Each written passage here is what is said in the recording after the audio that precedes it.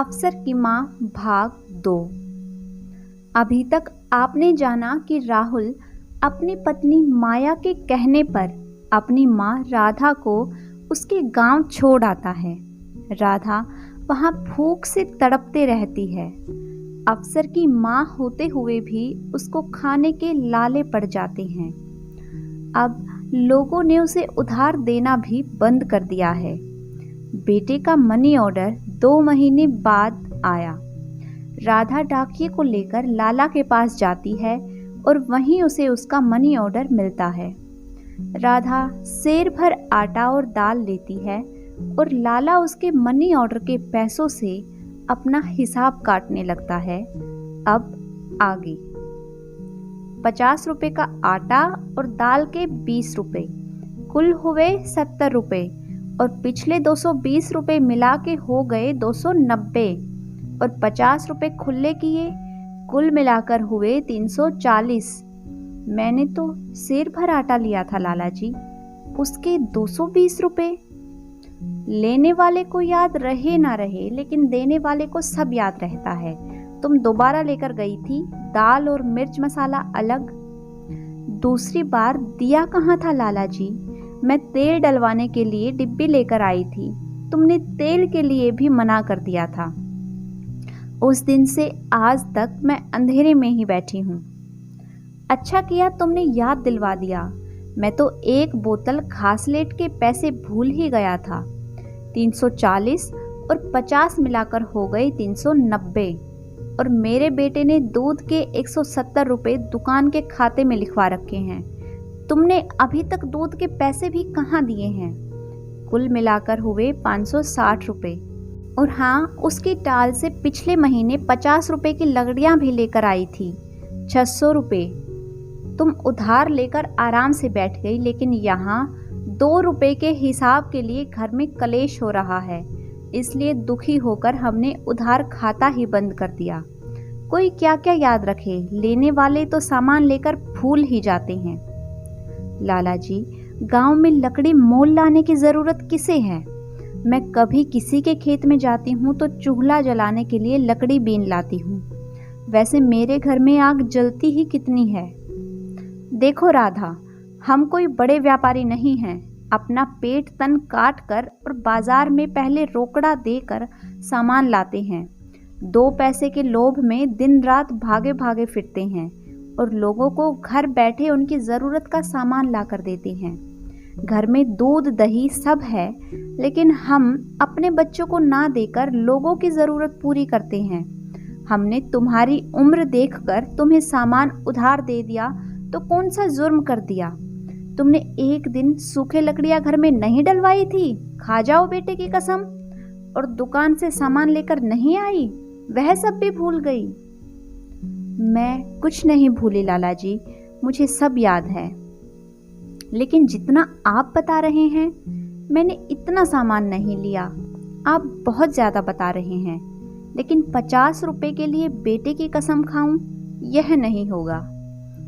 Money order लाने वाले को तूने खुशी खुशी 50 रुपए इनाम दे दिया। हमारा आटा तेल लकड़ी और 2 महीने का इंतज़ार सब भूल गई।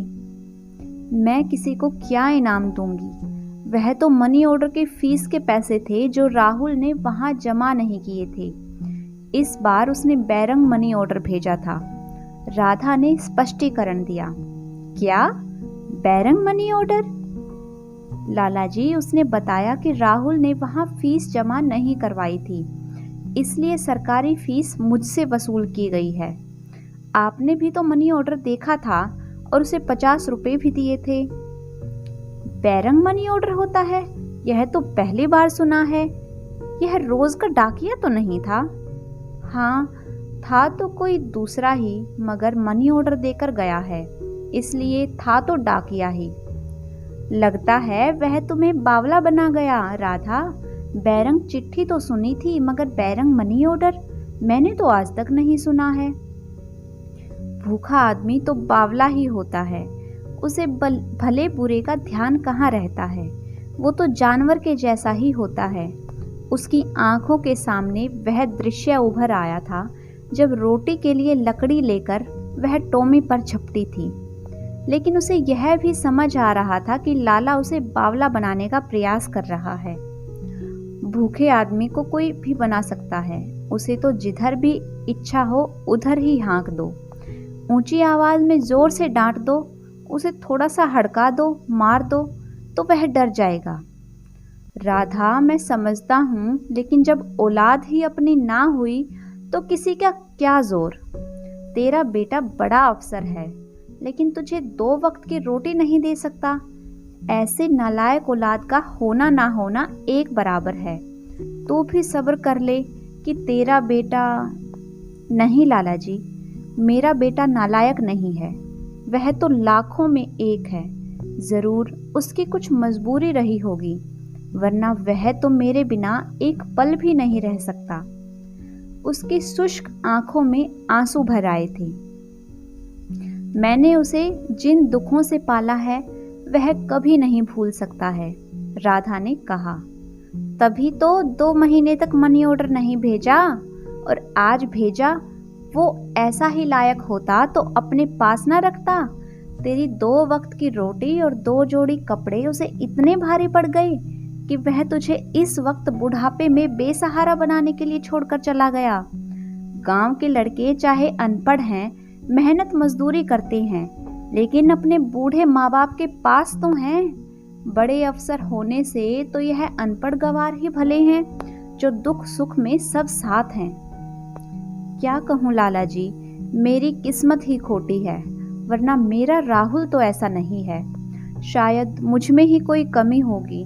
जब से ब्याही आई हूँ ऐसे ही जिंदगी बिताई है, खुद मेहनत मजदूरी करके अपना पेट पाला, और आज भी मैं अपने लायक तो कमा ही सकती हूँ। आटा दे दो तो मैं जाऊं। तेरी मर्जी, बाकी पैसे जमा कर लूं, तुम कहाँ संभालती फिरोगी? उसने आटा दाल पकड़ाते हुए कहा। नहीं लाला जी, पैसे मुझे दे ही दो। ऐसे कौन सी बड़ी रकम है जो मैं संभाल नहीं पाऊंगी? जैसे तुम्हारी मर्जी।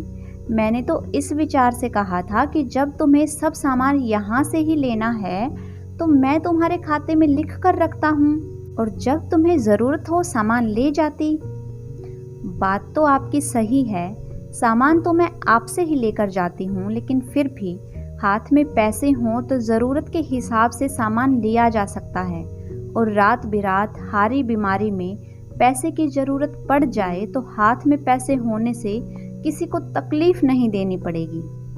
ठीक है, बाकी 390 रुपये शाम को ले जाना, नहीं तो उधर से निकलते वक्त मैं दे दूंगा। अभी खुले रुपए नहीं आए हैं, या कल बेटा जब दूध देने आएगा तो वह पहुंचा देगा। लेकिन लाला जी, मुझे दूध की ज़रूरत नहीं है। कैसी बात करती है राधा? अगर इस वक्त दूध घी नहीं खाएगी तो बुढ़ापा कैसे निकलेगा? अब और कौन से बुढ़ापे के इंतज़ार करूँ लाला जी? यही रूखी सूखी खाकर समय निकल जाए तो भगवान का शुक्र है। दूध लेने की गुंजाइश नहीं है, आप मेहरबानी करो। ठीक है, अभी 50 रुपये लेकर जाओ, बाकी शाम को लाकर देता हूँ, लाला ने कहा और उठकर दुकान के बीच के रास्ते से घर में जाने लगा। लाला जी, अब क्या और शाम क्या, आपको रुपए देने हैं तो अभी दे दो। हमने 2 महीने तक इंतजार किया और तुम शाम तक का सब्र नहीं कर सकती। भरोसा रखो राधा, मैं दुकान खोलकर बैठा हूँ, गांव छोड़कर नहीं जाऊंगा, उसने कहा और अंदर चला गया। राधा शेर भर आटा छाती से लगाकर खिड़की से अंदर चले गए लाला को निष्प्राण सी देखती रही। दोपहर का सूर्य अपने प्रचंड रूप में तप रहा था, जिसके ताप से दूर दूर तक का मैदान अग्नि तरंगों से कपकपाता सा प्रतीत हो रहा था। हताश निराश राधा बेजान शरीर से अपने घर की ओर चल पड़ी। राधा के नाम आए बेरंग मनी ऑर्डर के 950 रुपए के हिसाब को लाला 1.5 महीने तक खींच कर ही रखे था। एक दिन भी पूरी रोटी ना खा सके ऐसे टोमी भी सिमट कर रह गया था, लेकिन वह मोहल्ले भर में भटकने के बाद आखिर राधा दादी के आंगन में ही आकर बैठता। डाकिये के इंतजार में गली के आखिरी छोर तक देखता रहता, लेकिन मनी ऑर्डर ना आता और ना वह आया। आज 1.5 महीने बाद राधा एक बार फिर लाला की दुकान पर पहुंची। लाला ने बिना काम की व्यस्तता दिखाते हुए और मिर्च के खाली बोरे को झाड़ने के बाद उसे उपेक्षा पूर्वक देखा। कुछ देर बाद उसने पूछा, क्या हुआ राधा, तेरी तबीयत तो ठीक है? हाँ लाला जी, लेकिन तबीयत की क्या कहूँ, यह बैरी शरीर पीछा ही नहीं छोड़ता। कितना ही जतन कर लूं, प्राण निकलने का नाम नहीं लेते। आटा खत्म हो जाता है, लेकिन यह दुश्मन पेट फिर से भूख भूख चिल्लाने लगता है। एक सेर आटा दे दो तो मेहरबानी होगी। लेकिन तुम अभी तो आटा दाल लेकर गई थी, क्या सारा खत्म हो गया? अभी कब लाला जी, 1.5 महीने पहले सिर्फ आटा लिया था। उससे पहले भी एक सेर ही तो आटा दिया था आपने, राधा ने याद दिलाया। मतलब कि तुम 1.5 महीने में 2 सेर आटा खा गई? इस उम्र में तुम्हें अपना थोड़ा ध्यान रखना चाहिए राधा, लाला ने आश्चर्य व्यक्त करते हुए उसे नसीहत दी। क्या करूं लाला जी, छटाक भर आटे से दिन निकालने पर भी आटा खत्म हो जाता है। उसमें चौथाई टुकड़ा बेचारा टोमी भी खा लेता है। खुद के पेट खाना नहीं, लेकिन तो दान पुण्य दया धर्म नहीं छोड़ेगी। अब कौन से परलोक का राह बांध रही है? राधा, तेरा लोक परलोक सामने आ तो गया है। तेरे बेटे राहुल ने मनी ऑर्डर भेजा कि नहीं? नहीं, अभी तक तो नहीं भेजा, शायद आज कल में आ जाए। आप बाकी बचे हिसाब में सेर भर आटा दे दो, आपकी मेहरबानी होगी, तब तक मैं काम चला लूंगी। हिसाब में अब क्या बचा है राधा? 400 रुपये में से तुम 250 का सामान ले चुकी हो, और तेरी वजह से मेरा 3 सेर दूध खराब हो गया। मेरा बेटा तेरे लिए पाव दूध रोज लेकर जाता था। राम कसम लाला जी, उसके बाद मैंने कभी दूध लिया ही नहीं। मैंने कब कहा कि तूने दूध लिया, लेकिन तेरे कारण मेरा तो पाव भर दूध का हर्जाना हुआ ना। पाव पाव दूध तो गाय दूहते जाते बछिया बछड़ा भी पी जाते हैं लाला जी। बछिया कैसे दूध पी जाएगी? मैं उसके मुंह पर मोहरी लगा कर रखता हूँ, और गाय के सेर सवा सेर दूध में बरकत भी कहाँ होती है। ना बच्चों के मुंह में पड़े और ना रोज के बंधी वालों को दूध पहुँचे। मैंने 15,000 खर्च करके भैंस खरीदी, तभी किसी के घर में दूध पहुंचा पाया हूँ। लेकिन लाला जी, मैंने छटाक भर भी दूध लिया हो तो मुझे भगवान की कसम है। हाँ, वही तो बता रहा हूँ, तूने तो दूध नहीं लिया, लेकिन तेरे लिए 1 पाव दूध रोज मेरे घर से तो निकलता था। लड़का उसे लिए लिए फिरता, और जब वह सबका दूध पहुंचा कर आता तब तक दोपहर हो जाती। 3 महीने से कितनी गर्मी पड़ रही है, तू खुद बता। गर्मी से दूध खराब होगा कि नहीं? मेरा 3 सेर दूध तो बर्बाद हो गया। लेकिन तेरी हालत देखकर मैंने फिर भी अपने मन को समझाया और भगवान की इच्छा मानकर अपना नुकसान भूल गया। तेरा हिसाब बराबर हुआ, लेकिन तू फिर तगाजा करने आ गई। लाला जी, मैं तो 1.5 महीने में सिर्फ 2 बार ही आटा लेकर गई थी, उसके 250 कैसे हो गए? राधा ने दुखी स्वर में कहा। एक बार मनी ऑर्डर के पैसे लेने आए तब, और फिर दोबारा आटा दाल लेकर गई।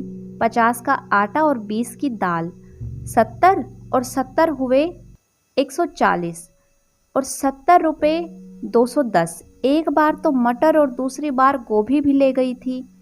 20 और 20 40, 250 हुए कि नहीं? लाला जी, आप खुद 2 वक्त के आटे दाल का हिसाब बता रहे हैं, फिर तीसरी बार कैसे जुड़ गया? और दाल तो आपने पहली बार ही दी थी, तीसरी बार तो मैं अब आई हूँ। वही तो तीसरी बार के हिसाब में जोड़ा है राधा। मैं गांव में दुकान खोलकर बैठा हूँ, ऐसे बेईमानी करने लगा तो कौन मेरी दुकान पर आएगा? लेकिन लाला जी, गोभी मटर आलू प्याज टमाटर तो मैंने साल भर से कभी सपने में भी नहीं देखे। खाने की बात तो बहुत दूर रही, मैं तो बिना नमक की रोटी खाकर दिन काट रही हूँ, उसने दर्द भरे स्वर में कहा। हरे राम राम राम। उसने कानों को हाथ लगा, क्षण भर बाद फिर बोला, चल तेरी बात मान लूं कि मैं झूठ बोल रहा हूँ, लेकिन बही खाता तो झूठा नहीं हो सकता। तू खुद देख ले, इसमें गोभी और मटर लिखा है कि नहीं? मुझ पर यकीन नहीं तो किसी पढ़े लिखे से पढ़ा कर देख ले। मैं भी बाल बच्चेदार आदमी हूँ, आस औलाद मेरी भी है। मैं 4 पैसे के लिए अपना ईमान क्यों बिगाड़ लूंगा? आखिर मुझे भी भगवान को जान देनी है। तू बता, तुझे क्या चाहिए? अब मुझे कुछ नहीं चाहिए लाला जी, आपके हिसाब में बाकी बचे मेरे 150 रुपये मुझे दे दो, आपकी बड़ी मेहरबानी होगी। क्यों, कहीं किसी दूसरी दुकान से सौदा लेने का इरादा है? नहीं लाला जी, मुझे अब किसी से कुछ नहीं लेना है। सोचती हूँ आटे से तो पेट नहीं भरता, अब रुपए खाकर ही पेट भर कर देखती हूँ, शायद उसके बाद फिर कभी भूख ना लगे। राधा, लगता है तू पैसे के लोभ में पगला गई है। कभी किसी को रुपए खाते भी देखा है? खाने के काम तो अनाज ही आता है। बड़े बड़े लखपति करोड़पति भी अनाज ही खाते हैं। रुपया, पैसा, धन दौलत, हीरे जवाहरात तो सिर्फ ऊपरी चमक धमक है। धन दौलत तो मरते वक्त किसी के साथ भी नहीं जाती, सब कुछ यहीं पड़ा रह जाता है। सच कहते हो लाला जी, आपने बहुत ही गहरी बात कही है, लेकिन मैं रुपए खाकर ही मरना चाहती हूँ। आप मेरा हिसाब कर दो। ठीक है राधा, अगर तेरी यही इच्छा है तो यह ले 50 रुपए। बाकी के 100 खुले आने पर मैं तेरे घर पहुंचा दूंगा, नहीं तो शाम तक बेटे के हाथ भिजवा दूंगा। लाला ने 50 का नोट देते हुए कहा, आपकी बड़ी मेहरबानी लाला जी, भगवान आपके परिवार को हंसता खेलता और सुखी रखे। उसने आंसू छिपाते हुए कहा और 50 का नोट लेकर अपने घर आ गई। आस पड़ोस मोहल्ले में राधा के दर्जनों देवर जेठ, भतीजे भतीजी और नाती पोते थे, लेकिन किसी ने आकर भी नहीं पूछा कि वह कैसी है, उसे किसी चीज की जरूरत है क्या। केवल आंगन में बैठा टॉमी उसकी छटपटाहट और बेबसी देखकर रोता रहा। जब राधा को एक समय की सूखी रोटी मयस्सर नहीं थी तो उसे कहां से कुछ खाने को मिल पाता। राधा को वे दिन याद आ गए जब 5 साल की उम्र में राहुल का पिता उसे अनाथ बेसहारा छोड़कर भगवान को प्यारा हो गया था। राधा की भी उम्र उस समय 30 से ऊपर ना थी, लेकिन बेटे राहुल का मुंह देखकर भगवान के सहारे उसने कमर कस ली और जहां कहीं भी उसे झाड़ू पोछा बर्तन का काम मिला उसे बिना किसी शर्म से जी तोड़ मेहनत से किया। अपना पेट पालने के साथ साथ उसने राहुल को पढ़ा लिखाकर उसके पैरों पर खड़ा होने लायक भी बनाया। वह पढ़ लिख कर अच्छी नौकरी पा गया और सुंदर सुशील लड़की से शादी करके शहर में आ गया। कुछ दिन बाद वह माँ को भी अपने पास ले आया। 2 साल तक राधा ने बेटे बहू की लगन और अपनी पूरी सामर्थ्य से खूब सेवा की। बहू के खूब लाड़ चाव करके अपनी जिंदगी का सपना पूरा किया। 2 साल बाद लड़की होने पर भी राधा ने बहू के जापे में माँ जैसा प्यार दिया। बच्ची और बहू के स्वास्थ्य के लिए उसने दिन रात एक कर दिया। उसने 3 महीने तक बहू को पलंग से नीचे पैर नहीं रखने दिया। उसका शौच पखाना तक बिस्तर पर समेटा। वह बहू के लिए पंजीरी हलवा बनाकर बहुत खुश होती थी।